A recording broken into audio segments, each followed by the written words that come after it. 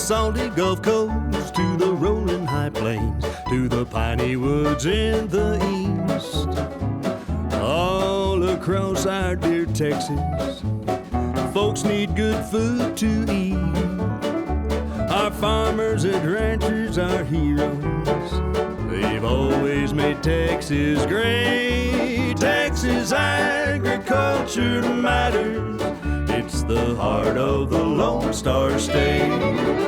Oh, Texas got it all, y'all. Well, howdy, neighbors. I'm your Texas Agriculture Commissioner, Sid Miller. Thank you for joining us for another episode of Texas Agriculture Matters, right here on RFD-TV. Now today, we're going to talk about one of this country's greatest legends, the American cowboy. Having forever played an important role in settling the West, the cowboy has deep historic roots in Texas and our American heritage. From the South Plains to the Northern Panhandle and everywhere in between, there are Texas cowboys hard at work.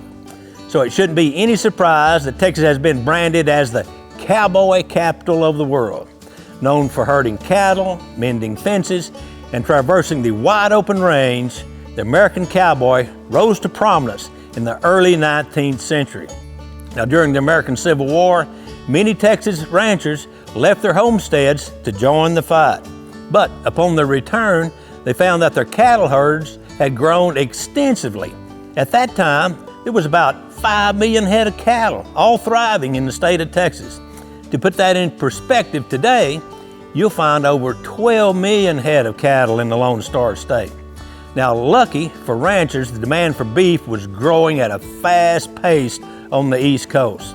So they hired cattle wranglers to maintain the herd as they made up their trek north, thus creating a Texas cowboy-style reputation all of their own. Now, over the years, the number of working cowboys, it's declined, but the Western way of life and cowboy culture, it's stronger than ever.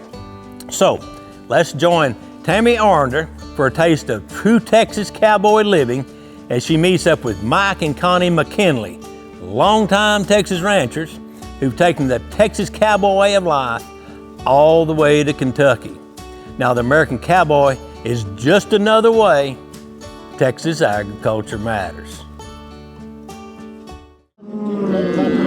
But I told my wife, just because we're leaving the cowboy area, I'm not going to quit cowboying. Mike McKinley and his wife Connie have spent the majority of their life working ranches in Texas. You don't find it around here, and we did it so much in Texas and in Oklahoma, and it's a way of life. Now that they live in Kentucky, to be close to Mike's parents, they want to bring a bit of Texas and the cowboy way of life to the bluegrass state. That's why they're putting on what's called Cowboy Camp. I think people really at heart would love to do it more. Life, it's not an everyday thing for everybody. So if we can give it to them for just, a weekend, little piece of something, in this day and age, to give back to people is what we're all about. One of the goals of the camp is to introduce the Western way of life to the younger generation. 8-year-old Piper has been riding horses since she was 2, so there was no hesitation when her mom and dad said, "Do you want to do cowboy camp?" I just like my horse and how he moves around the cows, and so I just started riding him, and he's own son of Dual Ray, and so I like to ride him around the cows. So kids are more into video games and things like that, and we want to bring back good, honest work ethic and just the joy of raising cattle and working horses. For Shelby Wright, a full-time seed salesperson, part-time cowgirl, there's nothing like being a wrangler. The Western way of life has just been something that I found very passionate at a young age. I was one of those girls that could ride before they could walk, so horses have always been a big interest of mine, and of course cattle. The production of cattle is just something I've always found extremely interesting. The McKinleys partnered with John Roberts of Roberts Cattle Company. This third-generation rancher was more than happy to invite the public to his place in Knoxville, Kentucky. He's eager to help educate others about what it takes to maintain and sustain a beef cattle operation. Hands-on experience, it's live action, everything, try to get everything for everybody to see, experience everything, what really goes on from start to finish of castration, vaccination, worming. I mean, just hands-on everything for everybody just to have fun and enjoyment. Is there a trick to pulling these? And yes, he said castration. It's all part of running a cattle operation. And Tess Tharp, a nurse from Corinth, Kentucky, jumped in and took the bull by the, well, not the horns. What do you do with them? We put them in the bucket for later. Later for what? For the Rocky Mountain Oyster Feast. And yes, they really do fry them up, and they become what's known as a delicacy, once rinsed, battered, and fried. The day started with a cattle drive. Although raining and less than ideal weather conditions, the work must be done.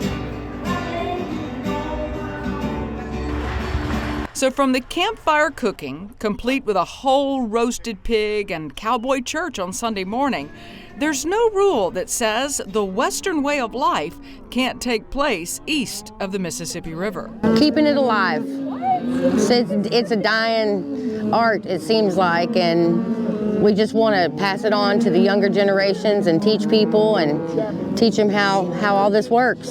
And you take that experience and patience and with something you love, and we want to share it with people that may never get a chance to go out west and see this every day, you know. I'm Tammy Arender for Texas Agriculture Matters.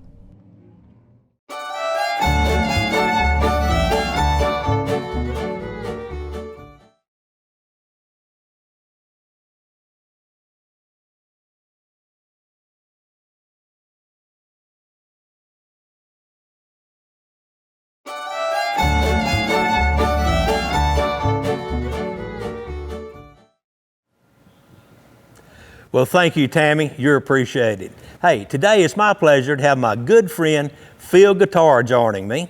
Now, Phil is a chair on the Western Heritage Classic Executive Committee and owns and operates Guitar Ranches. Phil, thanks for being on our show today. Sid, thank you for inviting me. Pleasure. Tell us a little bit about yourself. Well, born and raised in Abilene, Texas, and went to school there, graduated from high school, went to college at Texas Tech, got out of Texas Tech, came back, got into the family business and the ranching business.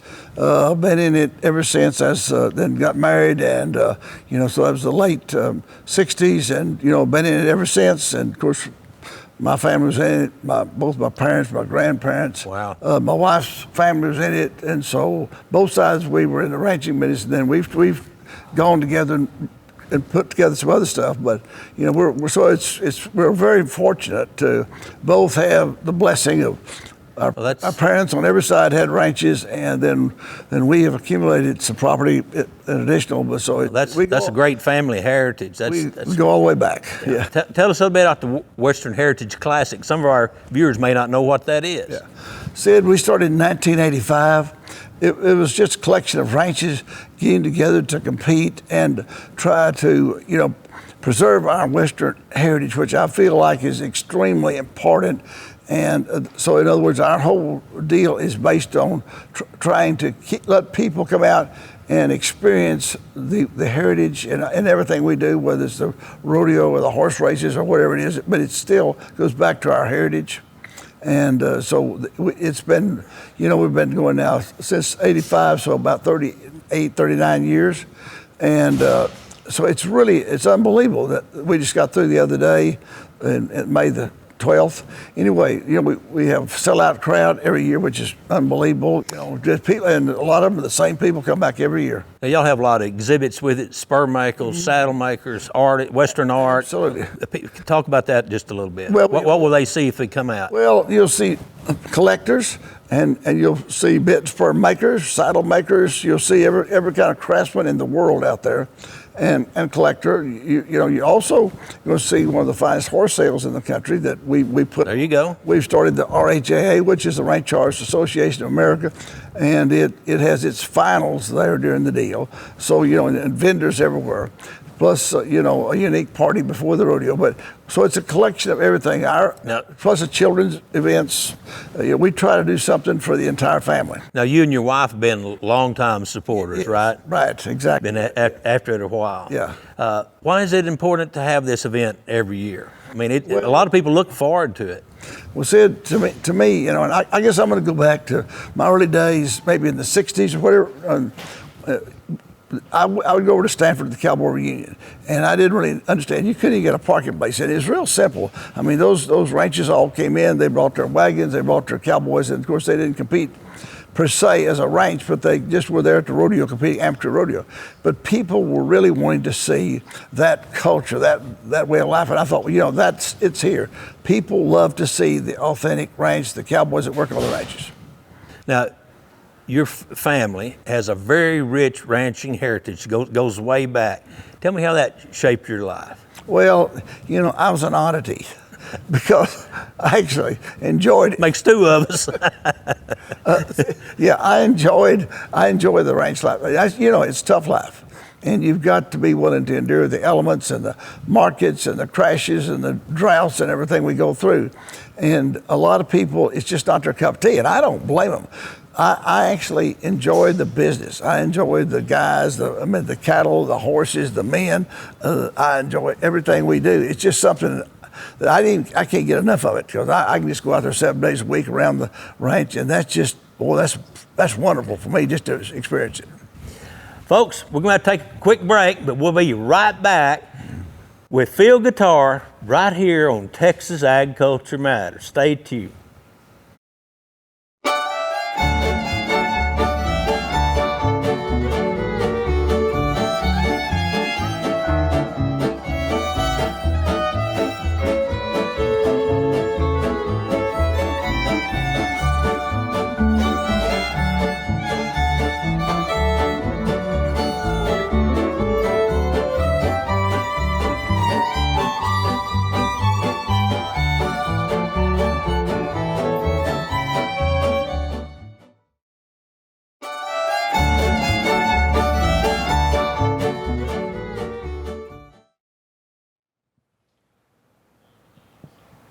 Well, welcome back, neighbors, to Texas Agriculture Matters. I'm your host, Agriculture Commissioner Sid Miller.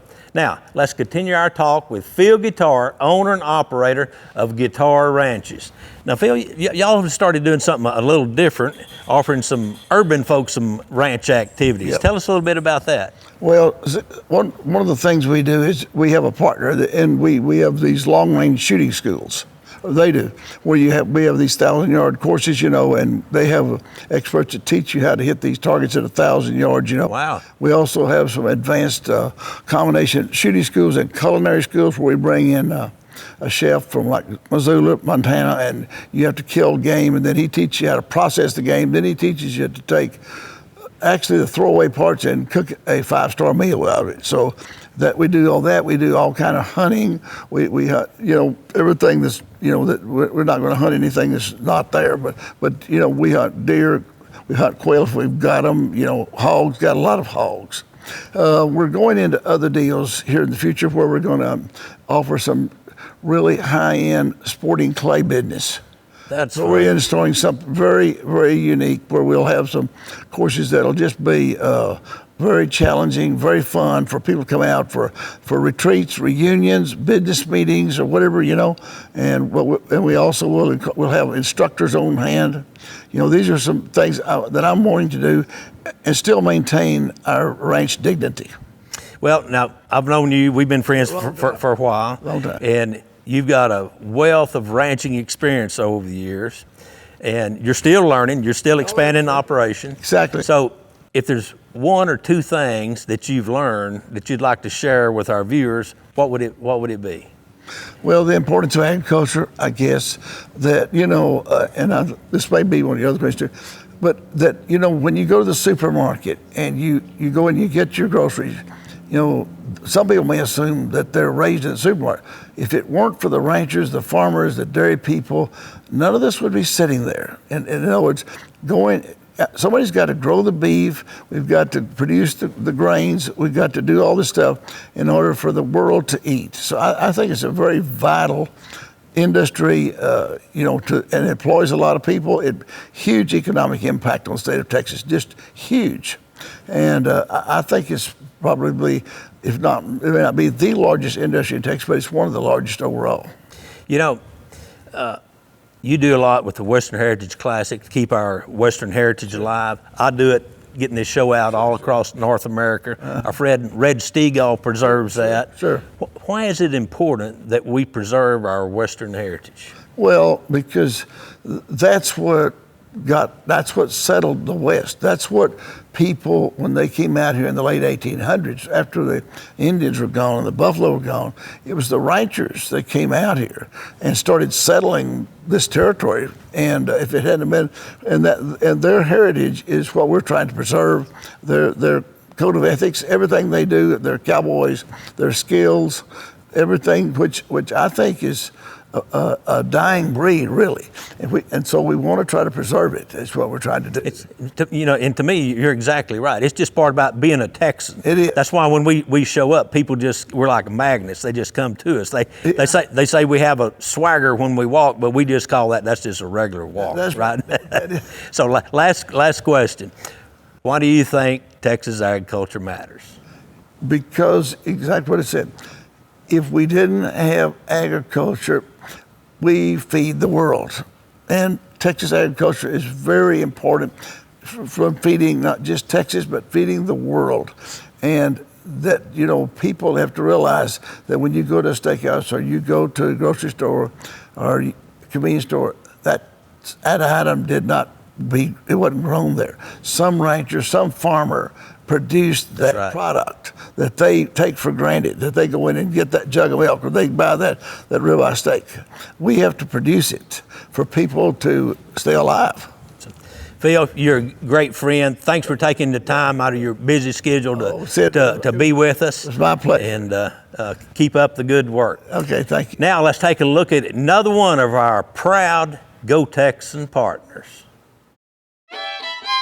For over 20 years, the Texas Department of Agriculture's Go Texan program has helped promote products made right here in the Lone Star State. From boots to salsa, Go Texan members make the best stuff on earth.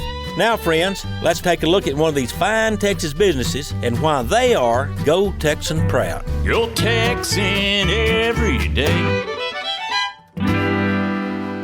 Laconia Imports is a company that I started with my family back in Greece. Laconia is actually a region in Greece, much like Texas is a state. Laconia is a state.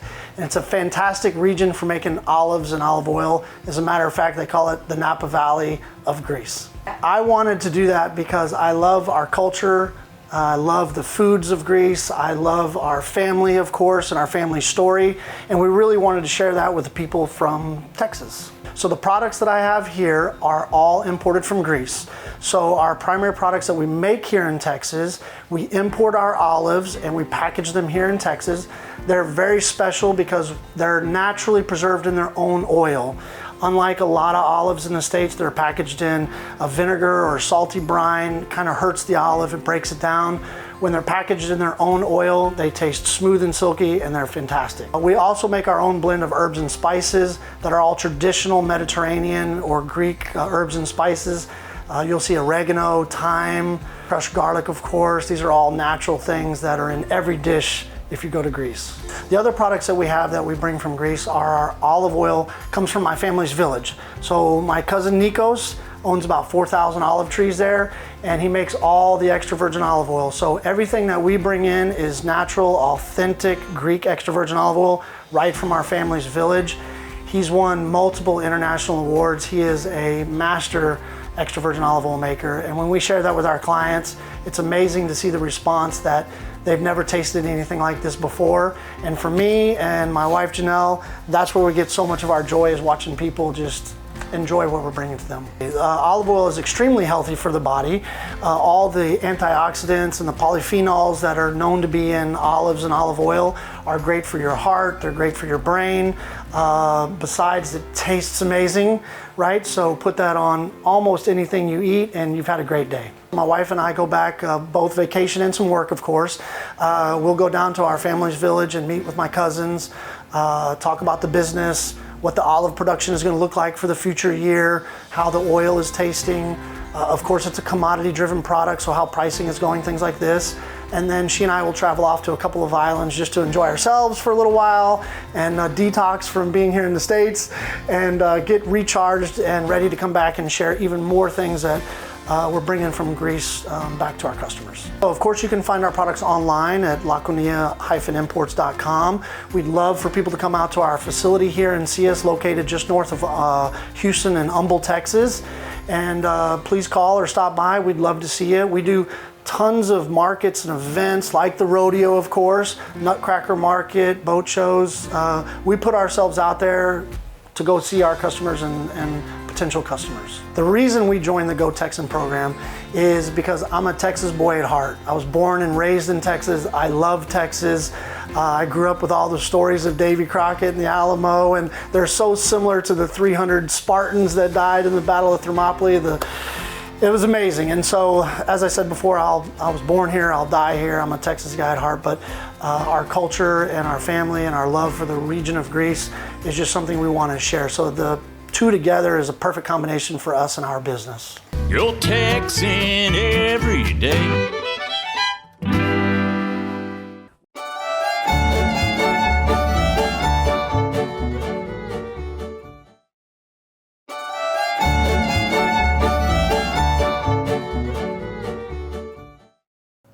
Well, neighbors, thank you for joining us for another episode of Texas Agriculture Matters. I hope you enjoyed learning a little bit more about the American cowboy and his influence on the Western way of life. The legacy of the cowboy extends far beyond the historical role in the American West, and thanks to Western novels, films, television shows, the ever-practical cowboy has adopted to the modern world. Where their iconic lifestyles has been glamorized, many classic traditions have been preserved. Even today, being a real cowboy still means the ranching lifestyle each and every day, not just wearing signature boots and hats. As always, I'd like to close by saying thanks to every Texas farmer and rancher who works from sunrise to sunset to help keep our rural heritage alive. Finally, here's today's cowboy logic. There's no such thing as God-given talents. God actually just loans you those talents. And hey, He can take them back anytime. Thank you. God bless. And remember, friends, Texas agriculture matters.